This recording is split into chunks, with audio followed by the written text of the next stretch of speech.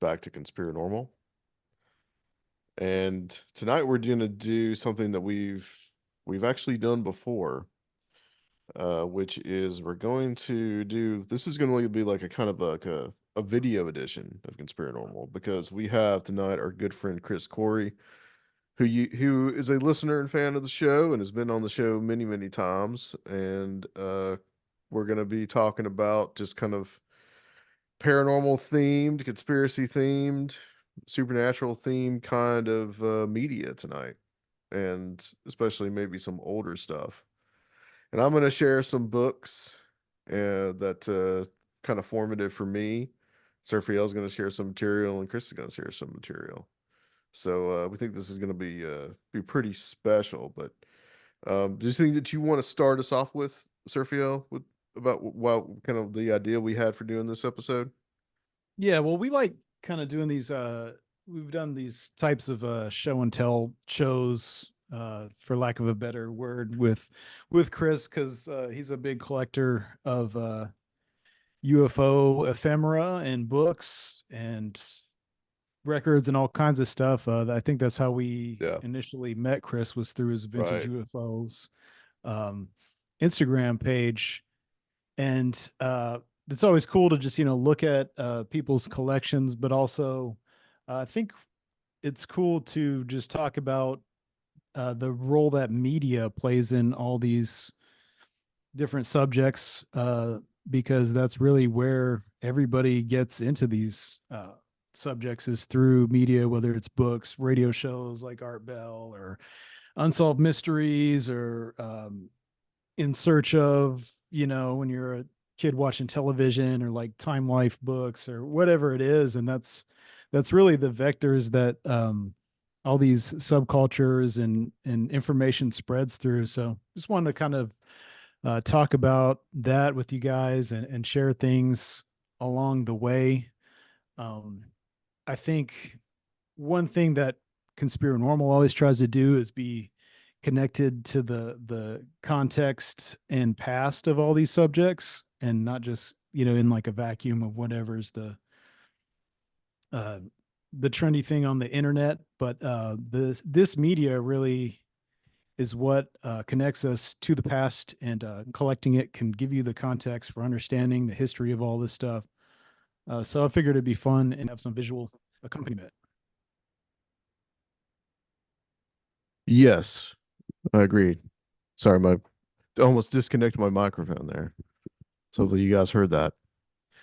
Um, yeah, I'm gonna put myself off camera real quick. Oh, All good.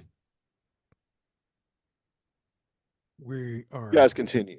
He's semi gonna get live. replaced Okay, by a hybrid.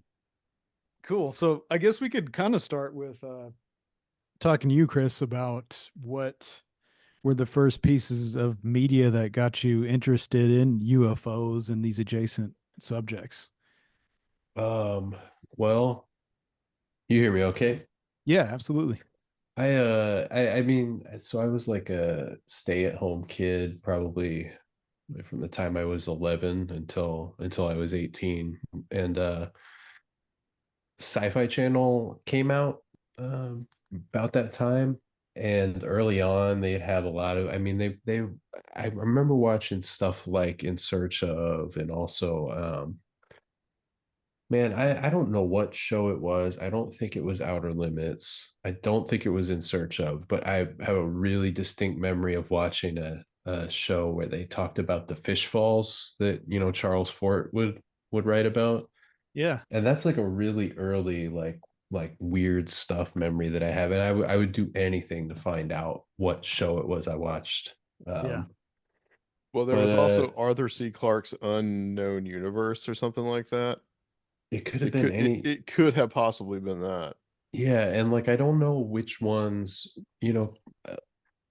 what of those types of shows were, like fact-based, quote unquote. But I remember that really distinctly. And then X-Files came out when I was 12, maybe 12 or 13. I don't know exactly where, but I mean, we just started watching that every week, my friends and I. Also weird, but my parents loved the movie Close Encounters of the Third Kind, and my parents are not into like, I mean, they're like not interested in me reading about UFOs or anything Yeah. at all. But when I was really young, I remember this was like one of the first VHS tapes that we were running all the time. You know, it was like that, Star Wars, a couple other, you know, like Casablanca, like, Hmm. but we watched Close Encounters of the Third Kind all the time. And now when I watch it, I'm like, you know, oh my God, like this is probably why I am the way I am, you Yeah. know. Um, Yeah, it's a movie that I watched again and again too when I was a kid. Especially when you're young, I think, those lines between fantasy and reality are so blurred. So you watch like a movie like that, and then you see some kind of uh documentary or fact-based TV show, and it's like, well, what if this is some of this stuff is kind of real in some kind of way. So that really just gets your imagination going. and I saw, I mean, I think I told you guys, maybe not on the show, but I, you know, I had a weird thing happen when I was a kid where I would have been 9 and something with lights all over it flew through the backyard of the house that I grew up in, and it Mhm. was low. It was like level with the windows in my family's kitchen, which, you know, is like maybe 8 feet off the ground. It's like, you know, single family home with kitchens like not quite on the second floor, but it's not quite on the first floor. You know, it's low enough where I could see this thing in the backyard. And it was quiet, but we all saw it, and my mom and I freaked out, and my dad, you know, kind of was very stoic. It was just like, oh, it's probably one of those little helicopters they use to fly over the highway. Huh. But like the Okay. house didn't shake or anything like that. And I have a written account of it that I wrote down a few years later because what I did, and actually this will be the perfect segue, and then I'll stop, is I wrote a research paper when I was in probably seventh or eighth grade about Awesome. UFOs, which I found, you guys know this, but during the pandemic, I moved home with my parents. I had been going to grad school, and it was pointless to be living where I was living. So, because classes went remote. So I moved home to try and save money. And also just my parents are a little older and I was worried they might need help. So I Yeah. found the paper that I wrote, found all these little note cards that I had. Um, but the book that you know that my main source for the research paper that I wrote was this book, The World of UFOs by Daniel Cohen. And for years I had no idea what it was, and I finally a few years ago was able to figure it out. All I remembered was it had this yellow UFO on it. And I probably Yeah. showed this last time I was on here. But this was the place where I heard about Betty and Barney Hill, like Jacques Vallée, John Keel. And it's a really good overview of like everything up to the late 70s. You know, like the chapters are the swamp gas thing, the Condon Committee. It gives like an overview of ancient astronauts. It talks about New Age prophecy kind of stuff. It's got like a little chapter on the ultra terrestrial. It's got the 1952 wave. Like it's a really, like, a lot of people now would do really well to read this book, and it's written. I Uh-huh. have a lot of UFO books, and you know, I've been reading Abduction by John Mack recently, Okay. and I think it's terrible. But this book is just great. Daniel Cohen was a really, like a really clear, you know, accessible writer. It's written for kids, but there's a lot of people out there now that I think could benefit from this book. Um, and you know, I've looked around in libraries and stuff, and I've actually found, like, you know, Daniel Cohen wrote a lot of books, and they were targeted at young adults, and I've found like braille translations of a lot of those books too, which is really cool. Cool. Yeah. That's really Um, cool. So I'm sorry for the long filibuster, but I hope that sheds some light for you guys. Well, no, that's okay. Do you want to? Well, do we want to? How do we want to do this? Like, who wants to go first on showing what they have? I mean, I can if you want. Yeah. I've only got Well, like four I wanted to things. talk a little bit about Okay. these. So in addition to these documentaries and television shows, that's one that's real common you hear. But then also, like this book and other of these encyclopedic books, I think were really influential in a lot of people. So like of course, Time Life, Mysteries of the Unknown. This is like the actual copy that I had when I was really young. There's even like the dog bite in it, but I just remember like the all the photos and the illustrations in here um are just really cool, and just how that put me in like a real uh altered state at a young age. And that's why like my photograph like I use for my profile picture on Facebook and stuff is me like chalking on the driveway a giant UFO like with a beam coming down, Uh-huh. Right. replicating some of the illustrations in that. So those encyclopedia books like Mysteries of the Unknown, Man, Myth, and Magic. Um, Mm-hmm. there's a lot of them. Do you remember stuff like that, Adam? Oh yeah. I remember the Man, Myth, and Magic books Yeah. because they were in the public library, the one that I always went to, and like I remember them just like they were so weird that they kind of like scared the shit out of me when I was a little kid. And you Yeah. couldn't check them out because they were considered reference books, so you just had to like read them in the library. So that's the kind of stuff that I would look at was those Man, Myth, and Magic books, and I'd love to see like a set of those somewhere. Yeah. My friend Mike actually recently purchased the entire set. Oh, nice. So in like pristine condition with promo poster and everything. Yeah, It was really cool to be able to yeah. look at that. I mean, this was a time period that like you had those people could like buy these like beautiful set of books, and they would actually spend some money for them. Well, and we had no or most people didn't have access to any kind of database, or they'd have to go to a Yeah, library. So this is something that yeah. you could have these sets at home for reference in your research, just A to Z of whatever subject, whether this kind of pop occult stuff like that, or all these mysteries like the time life stuff. Yeah, that was a those were a big one, and I've got a couple of those here too. This one was pretty big for me. It's called the UFO, the Continuing Enigma, which is showing up backwards. Um, but it's a reader. It's actually put out by Reader's Digest, and this was one that you know, stuff like this. Yeah. And I'm still pulling. I mean, I'm still using these things as reference, points.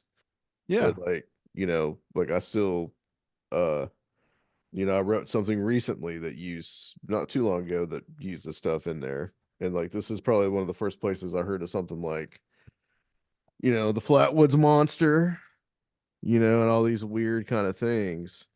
And I think so that's something this that this book definitely made a huge impression on me. Chris has definitely talked about before. The one thing that's really missing is illustration Yeah. and painting representations of all this stuff. Like that was a Yeah, really cool aspect of the aesthetic of all this stuff. I mean, there's a physical media, just the more we don't rely on it anymore, it seems like the more that people actually are like, oh, I miss it, or that we've lost something, because you can get any of this stuff, and even archive.org, you can see a lot of this stuff, but I think it's something about like having it physically in your hand. It's preferable. It makes a difference. Yeah. Yeah. um Yeah, and it really captures your imagination. And when you see those like bizarre, uncanny, sort of drawings and the paintings and things like that, like when you see the cover of Communion for the first time or something, Yeah, I Yeah. it remember. Yeah. just like it I mean, hits you. this book that I just showed you, it's probably where I first heard of somebody like I think I'd heard of Strieber, but somebody like Bud Hopkins, it'd be the first place I probably heard about them, or Betty Andreasson, or any of the rest of that stuff. I would have heard from just like this, kind of just small, kind of sensationalistic book, really, if you think Yeah. about it. But Yeah. this that I'm showing you is the Brad Steiger's "Are You a Star Person or an Abductee" quiz that you can take. So Um, yeah, I mean, little books like this that, I don't even know who got it for me, even where it came from, but they can make a huge impression on you, especially as a kid with the pictures. I mean, one thing that I'm looking at this book now, the Daniel Cohen book, and it has a full bibliography in the back, and it's incredible. I mean, I'll just you've got like the George Adamski books, you've got They Knew Too Much About Flying Saucers, they've got Flying Saucers and the Three Men, and they've got Wow. like three or Okay. four Yeah. different John Keel book, Mothman Prophecies, Our Haunted Planet, Strange Creatures. They've got the Flying Saucer Conspiracy. They've got Flying Saucers Are Real, but then they've also got like The Dragon and the Disc. They've got the John Fuller Aliens in the Skies book. Like there's probably like 40, 50 books on here that are all like, hits, like right up to 1976. There's a Cora Lorenzen book listed in there, and like you could just go through this book and read all of those, and like know more probably than anybody needs to know about the old flying Yeah. saucer stuff.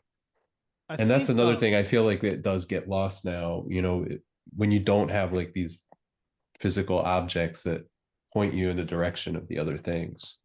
yeah, or even if someone does reference something in like say recorded media like what we're doing, unless you go look it up at that minute and pause whatever it is, then you're probably going to forget, but this physical media with references are there, um, for you to refer back to whenever. Well, I'll show you guys. I guess I'll go ahead and go and show you guys some of these other books that I picked out, and just a couple that I just thought of in just the last couple of minutes that were pretty important for me. So what I'm going to do whenever we demonstrate here, I'm just going to go ahead and pin, and so for the video audience. But one very important, and you guys, if you listen to the show, that you'll hear me reference and a lot, is this book that has no cover because I wore it out, but it is the Unexplained, uh, which is the Jerome Clark book that has been through quite a few editions in the Mhm. last few years. But this one, I mean, was a big deal to me. Like, I devoured this book. I read it probably over and over, and not even like reading it straight through, more like going, because it's an encyclopedia, going to each and every kind of entry that I could possibly think of. So, The um, same kind of thing, yeah, the encyclopedia. right. Uh, I mean, I want to yeah, go say real ahead. quick that like, I could see how people would think that we get kind of snobby sometimes on the show about trends and ufology or other things, but all this stuff was super accessible, and but I think it was elevated to a point, where you really had the opportunity to take the interest further if you wanted to, and it was sensational, and it was big companies like Time Life and Reader's Digest and all these guys, but it was still a great point of entry, I think, for especially for kids. Yeah. Um, this right here that I would have seen, like, where I found out about the Jersey Devil or about the Dover Demon. First time I remember about reading about Lauren Coleman. I knew none of these people or who they were at the time. Hmm. So it's like really cool to have actually gotten to meet and talk to some of these people, which Yeah. is awesome. You know, Kind of like a full circle thing for me. So that's one of them. That's a big one, especially in like the Fortiana aspect of things that we talk about, or cryptids or whatever. I know this is a big one for Josh Cutchin too. He cited it many times and talked about it with me.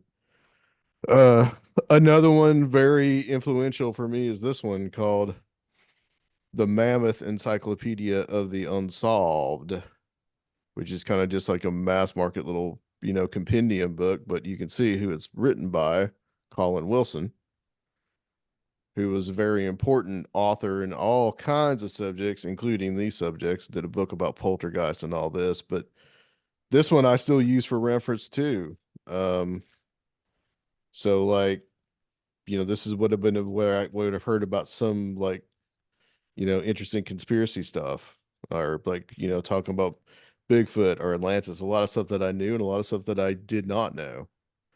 Uh, Really good entry here about possession by the dead, which is a like fascinating chapter. But then he talks about, Rennes le Chateau or Saint Germain. It's just it's our historical mysteries, or who Shakespeare was. I mean, this Yeah. is, if you can find this somewhere, highly recommended.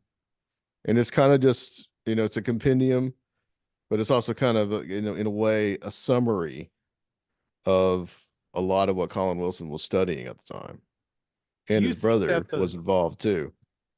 do you think that modern media like encourages things to be kind of siloed off into smaller subjects, and that when we grew up, maybe, or I don't know if this is true, but there was I really see this where you're like going. tendency to look at everything, look at all the mysteries together, Yeah, and that's how they kind of cross pollinated.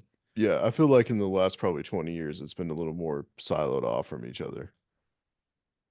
Probably just the influence of like reality television would be one thing to me. Um,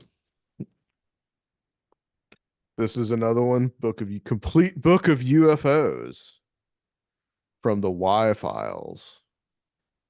Just another great book, and it's not an encyclopedia, but it's a history, which really appeals to me. And so, but it's pretty much got everything at least until like the mid 90s when it was written. So it's a good like historical overview of the UFO phenomenon. And then it talks about the abduction phenomenon and stuff like Gulf Breeze and all these different things. Really appeal to me when you know, would watch the X Files back in the day. So, and this is another one that, to this day, in fact, just last year, used it as a reference to do some writing. So, you know, that's another good one. Uh it's still on the UFO kick. Now this one called Watch the Skies. I did not like this book at the time because it debunked a lot of the stuff in the UFO that I held like really sacred at the time. And I was Okay. like, this book sucks. But now, you know, when I read it, when I looked it over and think about it, it's like, well, the book had a lot of good points. One of the interesting things that this author does is he starts off with actually Richard Shaver and how that ties into furthering the UFO mythology. So this is really another good one. I think that he concludes it with like but talking about misinformation. So this is much more my speed now, actually. Here's another good one. You might notice an interesting title on this one, maybe a bit of an influence on me, but this is more in the conspiracy field, of course, my other big love. which this is more of an encyclopedia, and it's just like entries, and supposedly everything, like, here you go, here's a good okay. This was actually at the bookstore that I worked at. Uh and I just picked it up, and as you can probably tell, Conspirinormal might not be completely original, guys. Just saying. Surfiel knows this one. He had it Oh borrowed for a yeah. while. This is Yeah. Everything is Under Control. Conspiracy Cults and Cover-Ups, Robert Anton Wilson. Uh another really good one. Uh just, encyclopedia format, but going into a lot more of the magical weirdness, right? And connecting it up with conspiracy theories and all that. So that's another good one. Uh Somewhere I almost completely forgot about this one, but this one is Yeah. like really important. This is like the Bible. And actually, about 3 years ago, Sergio and I had the privilege of interviewing Jonathan Vankin about well, not exactly about this, but his latest book at the time. But it was still awesome to like Yeah. have him on the show, talking about it, or talking about, just talking to him, rather. But several things in here, first place I ever heard of James Shelby Downard, that's for sure. Um, this was a result of me watching the JFK movie and digging even deeper into the Great Conspiracy. But there's a lot in this book, and it went through a lot of editions. Hmm. Uh, I think we got up to like 70 or 80 greatest conspiracies of all time. And most of these were just widely available in Yeah, chain yeah. In bookstores. You know. fact, before I even bought this book, Walden Books. I don't Hmm. know if anybody else remembers Walden Books that's here, but I would go into the mall in Chattanooga and I would read this book. I never bought it until like several years later. And And the conspiracy stuff would be right there with all the other mysteries and exactly, O's and exactly. And it's ghosts in and its everything own, else. it wasn't in its own New section. It was Age. all just mixed together. And that's kind of, it's funny because how we consumed that media back in the day might be how we're regurgitating that media back now on our show.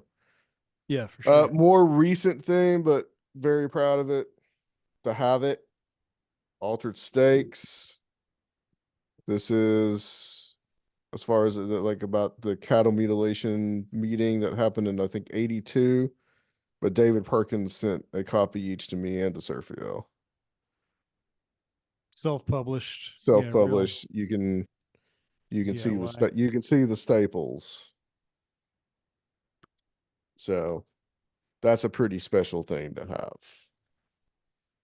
When you first started checking out these types of books, Chris, where did you go? Was there chain bookstores or people that had this stuff? Were there sections that you could hang out in for a couple hours and find weird new UFO books?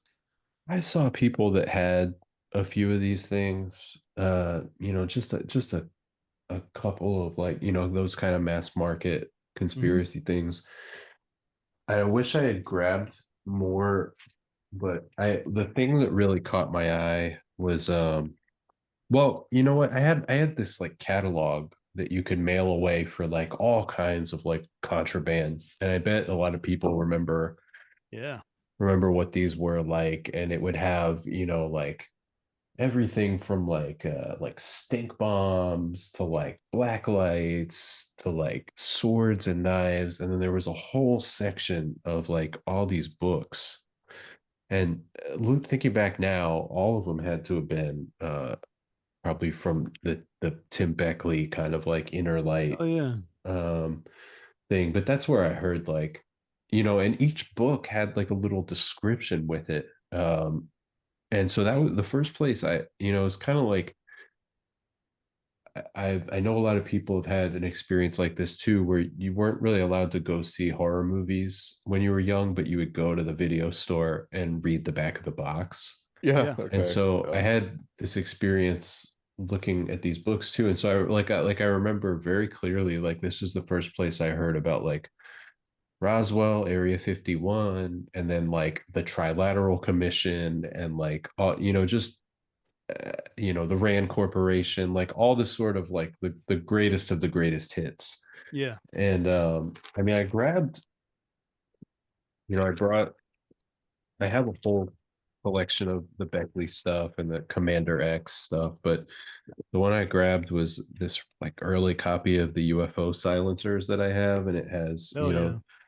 I mean, it's got this like outlaw style of, cartoon Yeah. drawing on it, Nice. but Nice. Yeah. the really early sort of like the crappiest and therefore the best of these. This one is square bound, which is nice, but it's only printed on one side of each page. Yeah. Yeah. And that's sort of how you can tell. I have a couple like this. So my guess is that he paid somebody to bind them with these covers, but he must have had a free access to a copy machine somewhere. And so he was probably running off all the pages for these and then bring them to the binder. That's just speculation, but It's I don't entirely know. possible with Beckley. It's You know, entirely possible. he's one of the Yes. greats and he's missed. Yes. But I mean, so you get like just ridiculous stuff like this, like MIB alert, warning, warning, one by one. They have, I'm reading this upside down and backwards here, warned witnesses to remain silent. And it's just, it's so exciting when Yeah. you see it for the first time, because you're looking at something that you're not really supposed to be looking at. Yeah. This stuff feels forbidden, even though you does. just got it at the mainstream bookstore or wherever, or I'm from sure a you would have had catalog. to mail away for this one, but they for sure had stuff like that Yeah. in mainstream. There was like a Tower Records that also was a Tower Books out where I Tower lived. Books was great for countercultural stuff and for all this kind of material when I was young. Yeah. I mean, that was a place, it was like as big as the Amoeba uh, chain stores on the West Coast, but they had so much stuff, and they had areas that like couches and stuff there, so it was like they understood that teenagers were going to come there and just post up for a few hours, and Yeah. it was never really a problem. So you would see a lot of those later 90s like post X-Files Tim Beckley publications there. There's a store near me now where they've got a bunch of dead stock ones, copies of those Is types of that books. the one that I met you That at? Yeah, it's the one I Yeah. took you to, Yeah. Adam. Um, Although the thing that I'm finding is the more and more I pick them up, every time I find one that is something that I haven't seen before, it's mostly recycled material, and I sort of figured out the pattern of all these books now, that there's always a section on Richard Shaver, there's always a section on sort of like the Bill Cooper type stuff, and then there's always a section on MK Ultra, and just it starts to like it's hard to tell them apart after a while.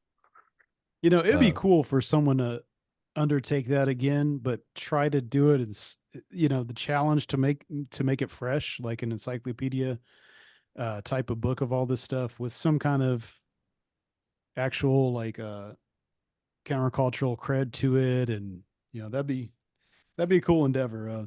Definitely don't have the time for that, but it seems impossible. I mean, the astounding thing about Tim Beckley is how many, like, it's limitless. Like, there's just every time I think I've seen all of those books, you see another one, and it's hard to know.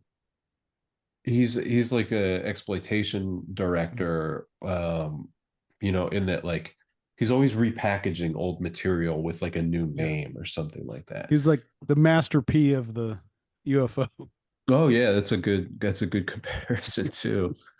Um, But like you see like a director like Jess Franco, who has like 300 movies credited, and like he did make like 100 movies or something because he was like a extremely cheap and fast director, working in Europe. But then you see like all of those movies are released under like four different titles, again and again. And that's the tradition that Beckley came from. And that's just, it's incredible how much stuff he put out. Most of it Mhm. is, most of it's kind of garbage, but then some of it's really entertaining and all of it is really charming to me. Yeah, for sure. I think that's a good Um, strategy though, just like put out whatever and then whatever clicks. see what sticks. Yeah. He lucked into, I mean, he must have sold so many books when the X Files came out because first season or two of that, they as soon as they start talking about Roswell, and it's like, a couple years after sort of their, been uh the Bill Moore book and everything like that, but really like that show reintroduced that into the consciousness. And then like every Crown books that you walk into, there's just a bunch of those oversized paperback books. They're like, most of them have like yellow or bright green covers, and you sell those Mhm. to young people and weirdos, and he must have made so much money. Yeah. Oh yeah, killed a lot of trees. What else do you want to do you want to show? Let me see what I grabbed here because I grabbed some stuff, and actually I don't know what happened, but I had, oh, here it is. Well, in terms of like the mass market stuff, I grabbed like, one of the Jim Oh Keith books I yeah. Oh, have, nice. Saucers of the Illuminati. Nice. I mean, realistically, like, is this any more, it's like written at a little bit of a higher standard than a lot of the Beckley stuff, but Jim Keith was writing a lot of that stuff for Tim Beckley, like, Yeah. and so this is almost the same thing, but it takes that, sort of darker conspiracy. It's a little more bleak in some ways. Hmm. So I grabbed that, and I mean, you know, I don't know, we don't really need to talk about Bud Hopkins or anything, but I just seeing this for the first time with the stretched out type, the Intruders paperback was just, it's so haunting. Uh, Yeah. I don't think anybody cares, but I found one of my favorite thrash metal bands is you guys know, I listen to a lot of heavy metal, and there's a band called Dark Angel that were kind Yeah. of affiliated with the Slayer crew back in the day. Their drummer, Gene Hoglan, was the lights guy for Slayer and supposedly taught Dave Lombardo from Slayer how to play double kick drums. And Hoglan has gone on to be like one of the most in demand heavy metal session drummers over the last like 20, 30 years. Looking back at a really old Dark Angel interview, and Dark Angel is one of my favorite of that crop of like American speed metal, thrash metal. And he references, they're like, "What are you reading?" And he's like, I just read Intruders, The Incredible Visitations at Copley Woods. He uses the whole title, and he's like, you have got to read this. Is sobering by Mhm. how frightening it is. So Yeah. Nice.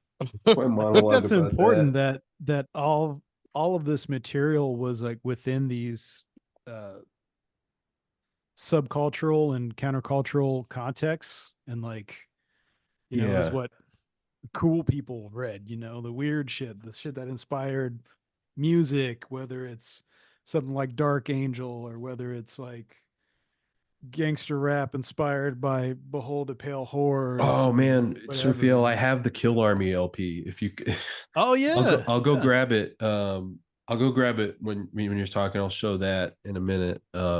Because yeah, it's called Silent Weapons for Quiet Wars, Yeah, and which is there's like a whole yeah. bunch of Bill Cooper stuff on that record.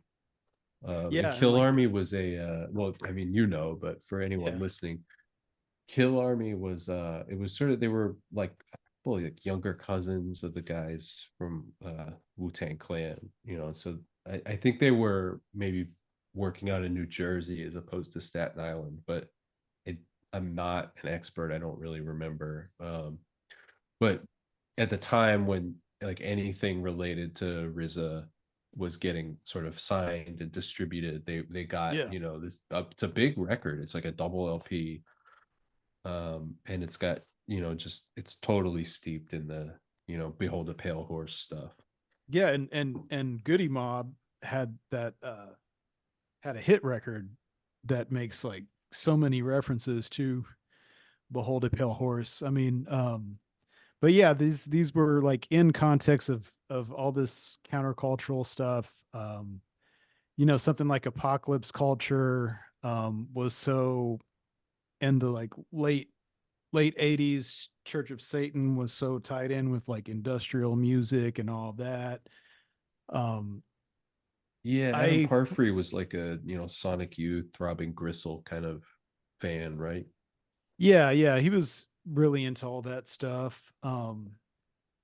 But that's something I think is kind of missing now from this type of media, as well as he's like, I guess culture itself is just like different now. Things don't all revolve around music, but I feel like when we all grew up, everything revolved around music. So all these things fit in there as like countercultural knowledge, you know, as subcultural knowledge, or, you know, if you had this anti-establishment mindset, you know, you were questioning official narratives, and that's kind of what these books did. And so it was like it was there within that context for a lot of these people, I think. I mean, I think there was like a culture of sort of like passing things around in a Yeah, way for sure. more, Yeah. like physical objects, and be, you know, it's, there's no way to not sound like a old boomer, Oh, but we are. It's okay. it's But this is it's about a celebration of physical media, so you know, but it's that's what. different when you Yeah. send somebody a Yeah. file, I think, as opposed to like, hey, here's that book I said you can borrow. You know, you like, you take it home and you can't wait to read it, and it's Yeah. not instantaneous, and you might only have it for a finite amount of time. Um, Yeah. I you mean, I know, think maybe, something that relates to like some of the research I'm doing about conspiracy theory and the impact that it is actually having on people psychologically and otherwise, is that like um ritualistic behavior and religion, spirituality, things like this depend a lot on text and ephemera, and having a copy of the Bible, you know, is going to get someone into an altered state probably a lot faster than them like reading it off of a phone or something like that, or like ritual paraphernalia, you know, gets people into states of mind as part of their practice or devotion or whatever. And I think a lot of this type of material gets people into this mysterious, decompressed, altered state of mind by like interacting with this physical stuff. And it's just part of what's hardwired into us, you know. Other than just, you know, as opposed to just staring at screens, which we all love to do. But like, as far as that kind of countercultural stuff, I wanted to, we can kind of get into some magazines, zines, and ephemera type of stuff. And just to show, you know, something that people think of as like, oh, dumb stoner culture now, like High Times, like used to be, have pretty great journalism and have all kinds of conspiratorial and paranormal adjacent stuff. So this is like what year is this? This is 76, so it's pretty far on, but it was a Yeah, big part of countercultural stuff like that even earlier, like right. Especially in the wake of Watergate. yeah, this is a copy of the East Village Other, which was Walter Bowert's early um yippie zine. Oh And wow. you know, the uh the hippie subculture really pioneered the alternative press stuff. and the new school of journalism that is really the genesis of so much of the style of all this later writing and journalism that, you know, from conspiracy theorist people to UFO guys or whatever, but then like super mainstream, you know, like this is the famous feature in Time magazine, the occult revival, and it's got that spread with Anton LaVey and stuff. Really cool. Um, but yeah, Chris, do you have any zines with you? Yeah, I grabbed some sort of small specialized magazines and publications just kind of at random here, but I Yeah. have some fun stuff. Let's see. Okay. Well,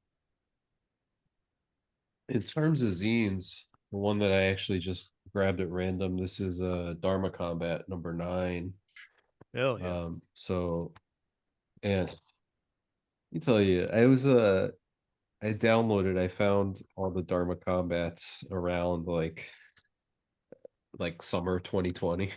I was reading those like, you know, as the world was sort of falling apart, and it certainly had a sort of a decompressing effect on me, or Yeah. maybe a compressing oppressing effect on me. But um I mean, one of the things that I really like about Dharma Combat, you know, I don't agree with a lot of the stuff that's written in it, and some of the stuff I think is still amazing and dead on. Mm-hmm. um it does seem to be one of the last places where like you can kind of say anything, and it doesn't seem like anybody is, it seems like they really want to be open to anything, you know, Yeah. outside of like, you know, crazy fascism or something like that. I mean, that seems that they really, the idea of tyranny is really what they hate. Yeah. That's really that like hardcore It is, yeah. libertarianism at its best type of thing. You know, I don't know if I want to give the libertarianism that much credit, but it's Well, I well mean that in made. like a wider, you know, a wider definition. Oh, sure, okay. And you know, that is interesting because they do cross over with sort of the anarcho punk stuff in a Yeah. couple of these, where you Yeah. see they're like, That's really what I mean by that. Yeah. Kind of like the left and right anarchist tendencies really cross pollinating in a lot of that yeah, material. um, somebody would do well to get a compendium of all of these. I think there's probably some stuff in these that we considered, you know, to have not aged well, but like as a document, as an anthropological sort of artifact, I think those are really important, and they're beautiful. Like this one has this really stylized, like kind of graffiti style artwork on the cover, Oh yeah. and Yeah, then that's nice. it's just there's one that it's got like a hot pink cover, and it says it's something like "Die You Scurvy Dogs" on it or something. It just has some really incredibly well drawn artwork on it, and then um you know, the layouts are done by hand, but they're done very carefully, so they look incredibly good. Well, uh, something like that. I mean, you're really seeing the context of Jim Keith and like everyone and thing that was around him and corresponding with him, as opposed to if you just have like a single book. yep. Yeah, and it's really it's like, I mean, the thing about any, you know, sort of periodical Yeah. publication is obviously it's up to the minute. You know, there's like things that fall away from here that don't make it into the, you know, the Jim Keith books, and it's just a little more like spontaneous or something. You Yeah. know, it's just like a Yeah. little crazier, which I think is good for this stuff. Um, let's see, I grabbed, this is a I got a bunch of issues of the Amalgamated Flying Saucer Clubs of America magazine. This is from the 60s, and this is just that Wow. sort of Cool. hardcore, Hmm. like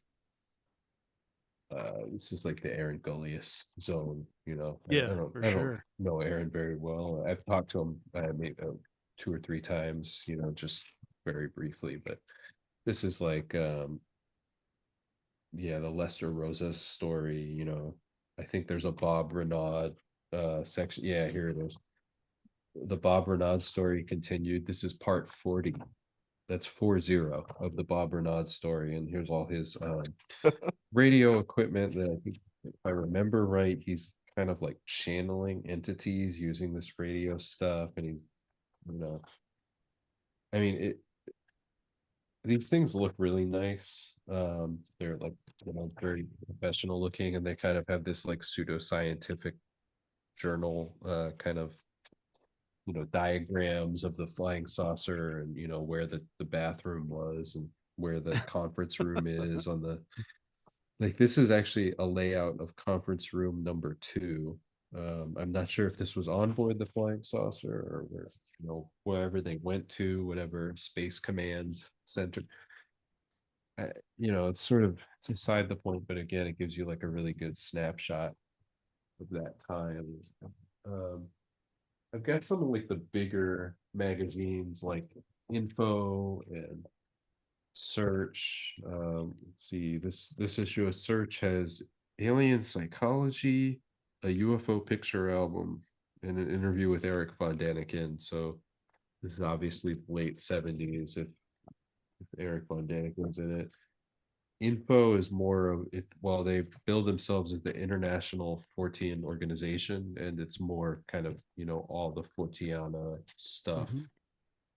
So you've got some cryptids and some book reviews and maybe a, you know, a strange thing falling out of the sky. But the last thing, this is not so much a zine, but this is one of the Leonard Stringfield crash retrieval status report things, and this is part 3. Whoa. Okay. And so this is like, you know, we're looking at, these are all sort of self-published or independently published, but I feel like something like this is sort of the next level. And again, it's a pseudo-scientific sort of what would you call it, like, it's not a literature review because he's It's a not, report, right? yeah, I guess you would just call it like a report. And well, the real hot piece in this is, if I can find the page, you know, so he did a few of these, and he would just run down every reported UFO crash at the time, and sort of, you know, he would add commentary, he would give what the quote unquote story on it was, talk about any sort of items that might have been found at the scene. But this is the one where he talks about um he recovered an alien hand. And so he's diagramming the like a the bone structure of the potential hand.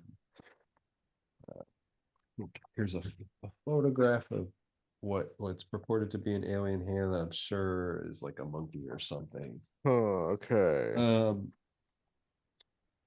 I mean, I love it because it's just so ridiculous, but it's so thorough. And then it's also Beckley, Tim Beckley reprinted this a bunch of times. This stuff, these pictures of the hand. So that's like a really a source material for Yeah, researchers. I could, you know, and the more pseudoscientific it is, you know, the more that looks good in your reference, you know, that you're it's referencing absolutely this right. real report. You know, all these cases are, you know, given, you know, it's like case B8, you know, this sort of like quasi official like Classification system. classification system, you know, whereas like, and you know, Stringfield was a guy who was really out there just trying to catalog all this stuff. You know, he seemed sincere, everything I've heard about him. You know, he was just out there looking for the smoking gun that, you know, presumably never found it. You know, I don't know who sent him the alien hand story. I'm I'm sure that that's one that you could probably trace back now, and it's probably Rick Doty or something like that. But these kind of like self-published, I mean, just nobody's doing anything like this anymore. You know, I presume maybe at, well, I don't know if does MUFON, they still exist kind of, Mhm. right? Even though like all those Yeah. people have sort of left in disgrace over, Yeah. various disgraceful things, but they're not, you know, printing up stuff like this still, are No. they? No. Maybe for the, what if they still have a yearly conference or something like that, but there's just nothing like this. Nobody's. If anyone's doing stuff, it's just online. I mean, Yeah, what's the humanoid uh classifications guy, the guy that has like the like exhaustive catalog of like humanoid sightings, what's his name? There's stuff On out there, I but don't know. on the tip of my tongue, but yeah, yes, I know who you're you talking guys know about. what I'm talking about. Yes, I know who you're talking about. um but he doesn't have the alien hand. um yeah, so I think like all that stuff is important. I mean, in different ways, but Yeah, absolutely. specifically like the stuff like these reports that sort of gave this like an air of seriousness, Hmm. that, and you could see why all these people, like, people like David Perkins and Linda Howe could take themselves so seriously, Hmm. because it felt, I think it felt different to them at that time. It also just seems like, in a weird way, even though we have, like all this like congressional acknowledgement stuff going on now, it just seemed like there was more happening then. And I think maybe that's just Cold War stuff. Yeah, I I don't think know. it's like a way to think about it is counter expertise, like, and if you took the time to actually publish something or put together something like that, you could feel that you're at the same level as some, official expert or scientist, or, whereas now like everything's leveled, but it's like, oh, you're just some guy on the internet who gives a shit. And I think, like, here's the thing, like, it's easy to like kind of like laugh off like the alien hand photo in here, right? But I'm sure if you sat down with Leonard Stringfield in like 1982, like he could give you so much raw information about all of these cases, and he would know all of these cases because he studied and researched all of these cases. And it's very likely that he was given a lot of misleading or incorrect information for, a wide variety of reasons. But he did attempt to do the work, and so, although I'm laughing at the absurdity of the alien hand, like a lot of hard work from these people went into this, Oh and I yeah. don't think that there's really anybody doing that kind of hard work anymore that I'm aware of. I could be wrong, like I don't know everything, maybe you guys know something. um, but I don't think that there's, it seems like that generation, that crowd of people really felt like they were right on the edge of it, where it's Hmm. just out of their grasp. Yeah, I think it was, I mean, in a broader sense, it was this idea from the 50s on about trying to prove this as scientifically as possible. Yeah. Yeah. And no matter what that form took, that's what they were going to try to do. They weren't too interested. They wanted to prove this as an absolute physical phenomenon. Sure. And I mean, like kind of like they wanted to prove like a unified theory of it. There can't be like more than one reason that these funny things are happening. Um, yeah, and it's it's too bad that, well, whatever that was, whatever that era is, it's long gone now. Yeah. We've just got Mr. Corbell's string of documentaries. Well, And I want to get back to some of this discussion about like books and this ephemera and maybe videos, some other stuff, but that does make me think about how there is this really a lost, almost a lost generation of early internet that's pretty much gone unless you go through the Wayback Machine and find these like abandoned GeoCities, hyperlink crazy websites. Because I think some people were left over from those kind of eras, and they were like, "Oh hell yeah, we've got these tools now to like put this across the world and to really commit this to some kind of permanency." And it was like the total opposite. And everything since has really been moving away from even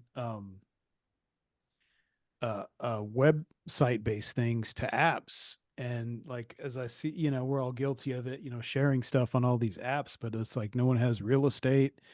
There was a lot of ambitious website projects, that really are just gone, or only retrievable through that. And if we lose archive or the Wayback Machine, I just feel like it's going to be just such a loss of so many pieces. That piece, this past we're talking about, to the present, there's like this big missing gap for a lot of people. I think a lot about the blogs. Yeah. When the blog explosion really happens, like during the aughts, and um and like how many, like how many there were because of the 9/11 truth stuff. Yeah. I feel like a lot of it really grew out of that, and the Occupy stuff, um and I mean, nobody's blogging now. I Yeah. understand some people are blogging now, but it was there were But yeah, so it was many. like we thought that was going to be like a big, citizen journalistic type of thing that was just going to continue to exist and get even bigger. But yeah, it didn't. Sure, yeah. I mean, it seemed, I mean, to me, Blogspot was like as ubiquitous then as like as Twitter is now, Yeah. and unfortunately, like the sort of the answer to the question you didn't ask is like what became the sort of like citizen journalist sort of format, and it's Twitter. Yeah. Or Um, the video. I mean, yeah, and well, yeah, and I guess since then, now that the sort of like the YouTube personality and the video essay have sort of been like codified. We have those too, but well, I mean, unfortunately, now with the AI capabilities that like any person has, you yeah. can create those videos um, with a synthetic voice and synthetic imagery, and I don't know exactly where things are at now, but Yeah. it's not exactly. Well, and the medium is the message, for these personalities. So like now, all these people are trying to be, a lot of people are trying to be like what they think is some kind of hyper real like media personality. And then a whole generation of kids is growing up with the same style of speech and everything, to the point where, you're real weirdos that pioneered so much of this stuff. Like, where's the room for those type of people, who could write books and stuff? It's just totally different. Yeah, and I mean, who knows with anything like that. It's hard. It's really hard to look at the long term. Like how's that going to shape? For all I know, like we could be talking about video essays 10 years from now, the way I was just talking about Yeah, yeah, Blogspot. mm-hmm. That's Um, true. yeah. It's Uh, totally unpredictable where the culture is going to go. Who knows? so Chris, in the time that we got left, do you have anything else that you want to share? Like Serfiel has some things that he wants to share as well. Serfiel, you should start yours, but I'm gonna run. I'm gonna just grab the Kill Army record to show Okay, Okay. you. cool. All right, All I'll right. be right back, guys. But you could start if you want to. Okay. Okay, cool. What you got? What you got for us? Well, I got some continuation of like zines that's still going on. I've got um, this guy Joseph Green's zines about different things, mostly your still some of your classic 60s and 70s uh COINTELPRO, Uh-huh. Jonestown, JFK type of stuff. I got these at little 5 points in Atlanta. So this is cool. This is someone really continuing those kind of traditions. We actually really want to get this guy on too. He's really Yeah, I think I have. he's really cool. Yeah, we actually got that conspiracy coloring book that we've been meaning to give away at Strange Realities, but never got around to. Yeah, I think I've got this one as well. I think this is the same guy. Yeah, yeah. Yep. And then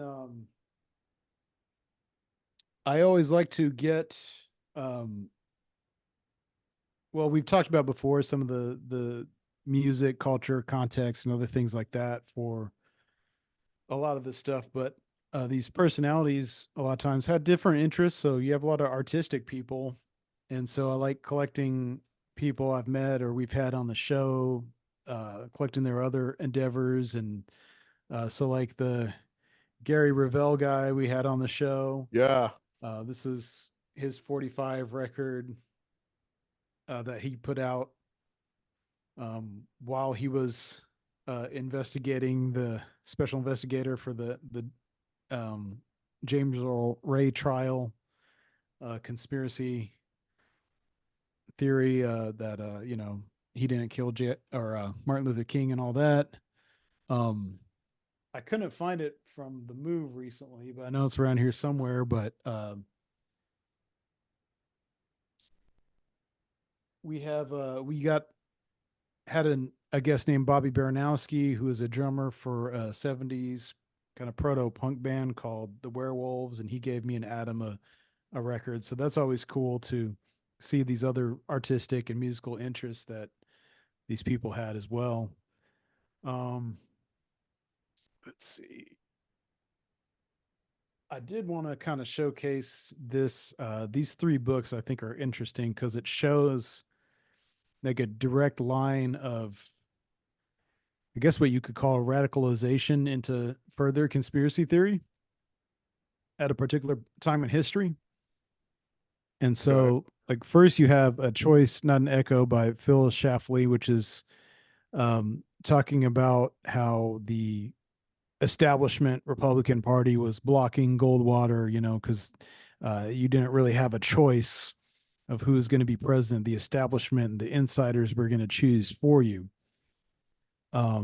So then soon after that, this book came out called None Dare Call It Treason, which was a huge book as well, which got a little more conspiratorial. Now they weren't only establishment insiders, but some of them were, in fact, they weren't as hawkish because they were pro-Soviet and actually traitors, within the the government and within the establishment, especially the Eastern establishment tied to the CFR and all that stuff. Then it gets even further into None Dare Call It Conspiracy, which was really big, and I believe John Birch Society ended up at some point putting this out, but this was a huge smash that really introduces this idea, kind of a proto New World Order thing of the global financial elites are actually all in cahoots with the Soviets, and it's all one big conspiracy. So that's cool to see, like an actual um or the other way, sorry. Basically a rabbit hole, of the mid 60s that would get you into this, which would then uh reference your source texts of, the biggest of them all, the Illuminati theory of history. And I have Call It Conspiracy. Yep. I've also got None Dare Call It. I don't know. There's a lot of None Dare Call It. So that was a big deal. So then that gets into this was your copy, Adam, but you let me hang on to it. Actual source text, of the Illuminati conspiracy theory, classic proofs of a conspiracy, et cetera, by John Robison, which was published by John Birch Society's imprint, Mm-hmm. Western Islands. This is part of their Americanist classics, where they printed a lot of the source material, but it's very obscurantist and uh, British chauvinist. And, no one's going to really read this except just for the most, hardcore researchers. But this is like the end level of source material. And I think in conspiracy theory, I think a contemporary of that would be something like this. This is a bootleg copy of Tragedy and Hope, which is like, I don't know how many fucking pages, like 1,300 pages or Oh some yeah, shit. it's But massive. yeah. And so like this is more of that source material stuff. No one's going to actually read this besides really hardcore researchers, but it is going to be um, used endlessly. Passages are going to be decontextualized to fit whatever is going on from something that at the time, Carol Quigley just thought was a mainstream foreign policy musings of someone who had been in the foreign policy establishment their whole life. Same thing with like, uh, this is a republishing of a really famous basis of anti-occult conspiracy theory, occult theocracy, but this time it's published by Defender, which is the late Tom Horn's Right. um, imprint. But again, so this stuff is like the ultimate source material of a lot of this conspiracy theory stuff that's often so cumbersome that it's really not accessed by a lot of people, but it's easy to weave your own narratives with the stuff because it's so cumbersome and complex, and you can take stuff out of context. So I thought that was interesting to talk about. That's something I'm really interested in right now, kind of tracing the origin of a lot of these conspiracy theory narratives. And, not to mention even nowadays where no one's even reading books, the majority of people who are into this stuff. So yeah, that's that. Did you have some slides you wanted to share with some pictures? We can do that in a little bit. We can talk about records for a second. Okay, that's fine. We I got grabbed a we just couple. gotta Chris, if you're cool to hang in, we could go a few more minutes. Yeah, yeah, of course. Okay. Um, I grabbed my flying saucer records. Yeah. I Yeah, I just want to got see those. the UFO message, the Will Jima sort of private press. You know, it's kind of just him talking about um, flying saucer stuff, and giving you kind of like a contactee narrative. The cover does have this really great sort of line That's drawing cool. of a guy getting dragged off to a flying saucer. And I think there was a Saucer Life episode on this. And I saw a cheap copy come up, so I went for it. But I've also Cool. got like this Long John Nebel sort of Yeah. compilation, which is really cool. I got mine too. Oh, you got that one. Oh, yeah, nice. Yeah. I got Frank Edwards, Flying Saucers Are Serious Business. I might have shown this one before, but it's signed by Frank Edwards in '67. So that's pretty Oh, hell cool. yeah. Yeah, I got Serious business. Serious Serious. Business. Serious business. UFOs, the credibility factor, which is one of the better titles. And I really like this one. It's a double LP called UFO Encounters, and it's I've seen that. Yeah.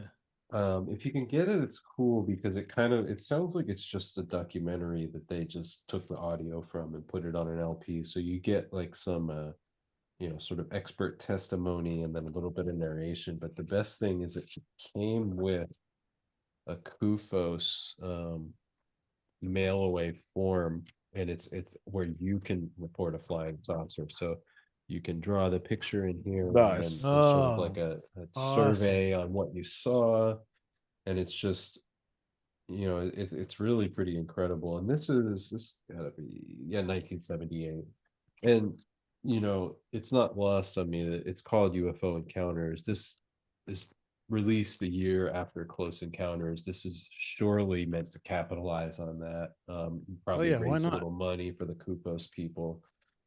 um let's see, we've got, yeah, okay, so Hynek is on here. We've got a Betty Hill testimonial, Gordon Cooper, Colonel Robert Friend, who was involved with Blue Book. Um, there's a crash saucer investigation, sort of like a last minute addition to so I don't know. I've got those flying saucer LPs, and they're all pretty fun. I also, real quick, we were talking about speed metal before, and this is a band called Agent Steel, who are a speed metal band from LA, but all of their stuff is flying saucer themed, and they were on Combat Yeah. Records. I think their second record, which I have here, might be on.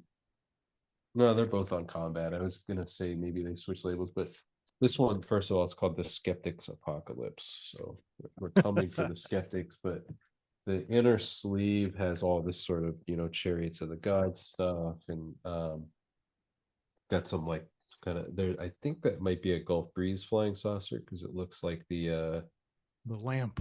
the lamp, yeah. And they would come out, the pictures on here, they just look like regular rockers, but there's a home video where they come out and they play in sort of those like orange jumpsuits from the TV show V. So they leaned into it, and I tried for years to do an interview with this singer, and he is very elusive. I think he thinks he's a really big deal. He could sing really high, if you like Judas Priest, it's worth checking out. But here's the Kill Army LP, Surfiel, Silent Yeah. Weapons for Quiet Wars. Um, if you read the Bill Cooper biography that I think the guy's name is Mark Jacobson did 5 or 6 years ago, he talks a bunch about this. And also there was a rapper who just went by the name Bill Cooper, and so he really like dissects why Pale Horse sort of resonated with the hip hop community, I guess. um I am Yeah, I certainly would not. say just like the larger African American community and what was going on in alternative African American spirituality at the time. He talks about it a Obviously, bit in the book. yeah, yeah, it's where is it at here? It's actually that's the first chapter too of Behold a Pale Horse I'm after the certainly not intro. the person that should be telling anybody about African American spirituality or trends within it. Yep. So Illuminati Declaration of War upon the people of America. This is a really cool type of thing in UFOs and conspiracy theory are these mysterious pseudoepigraphia, these texts that purport to be like silent weapons for quiet wars was supposedly found in like what's the name of the printers with the dot little, matrix printer. yeah, dot matrix printers. Is supposedly found in one at like a sale of government surplus or something like that. That's something you find in old. Um, It's kind of like the report from like what was that, Iron Mountain?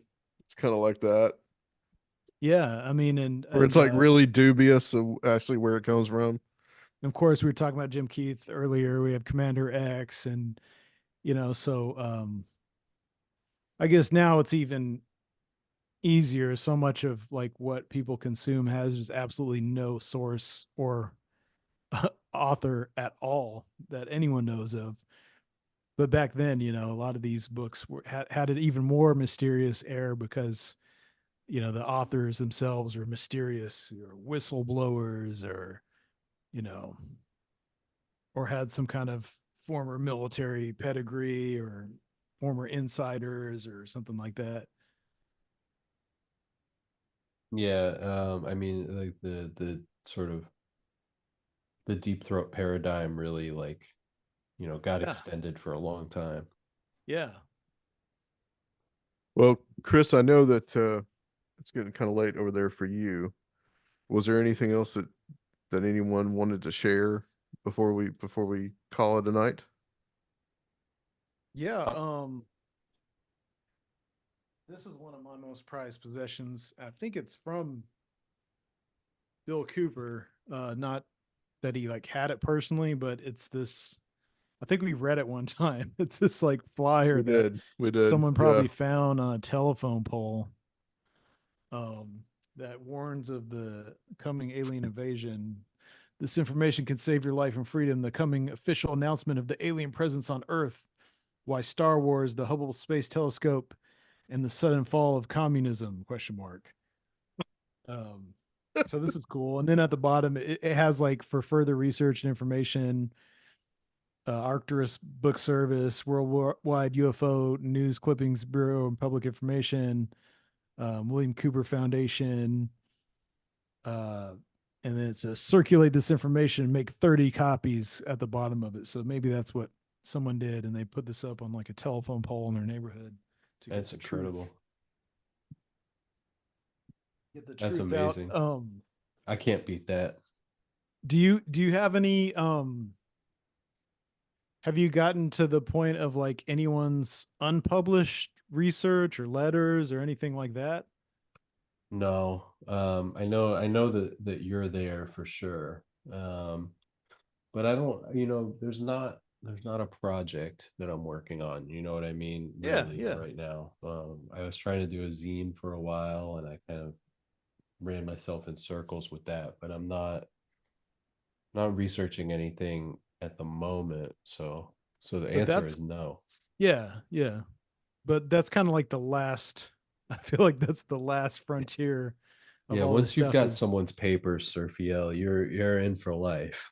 yeah, yeah. But you know, like so this stuff is it goes even beyond what's published, you know. Physical media can um I really think it's in really everything. Everyone's so stuck on so many of these heroes that like everyone else knows about, and there's good reason. You know, I look up to a lot of these people too, but I've really found that finding an underdog because all these were um, the lines between amateurs and professionals were blurred. All these became really participatory things. Like we all do our own research projects within this stuff, and it's really fun though to find a an underdog or someone's stuff that was unpublished and try to pick up where they left off. You know, that's, I feel like every city has got people like this. If you can find their own old website or you can, you know, track down their, their family, it's like there's so much, there's so many threads that never got complete. And I think it's really cool to look for these underdogs or lesser known people who are kind of unsung and maybe never even got their book finished, but could really help you along the way. So that's some of my stuff I'm really obsessed with right now. Really getting into the primary source stuff. But yeah, this is all really rewarding, and I hope we've inspired some folks and to go out and get your hands dusty on some books and ephemera and records because I really think it's important to view all this material in its cultural context in the mediums that it was initially delivered in. Yeah, I would agree with you. And if you guys ever want to do this again, I'd be interested in hearing about some of those videos that I know you've been you've been tracking down and sourcing. Yeah. Hell yeah. All right, guys. Well, thank you so much for doing this, and Chris for being a part of this. Thank you guys Uh, for asking me to come and chat.